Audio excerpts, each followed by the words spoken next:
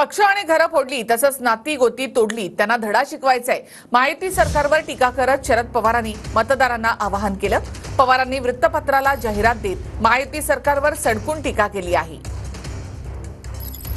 सत्तेचा वापर करून सुसंस्कृत राजकारण नासवलं, दुसऱ्यांचे पक्ष फोडले, घरं फोडली, नातीगोती ताडली, जातीपातींमध्ये वैर पसरवलं, आरक्षण देण्याऐवजी कोर्टात याचिकाकर्ते उभे केले. त्यांना आता धडा शिकवायचा आहे. धर्माच्या नावाखाली मनुवादाला जवळ करणं हा महायुती सरकारचा उद्योग. भाजप प्रणित जातीयवादी शक्तींना लोकसभा निवडणुकीत जनतेने जागेवर आणलं. आता समूळ नष्ट करण्याची वेळ आली आहे. दळभद्री सरकार राहील तर लाडक्या योजनेला द्यायला तिजोरीत छदामही शिल्लक राहणार नाही. पोर्शे गाडी सुसाट चालवून निरपराधांचा जीव घेणाऱ्यांची आमदार वकिली करतात.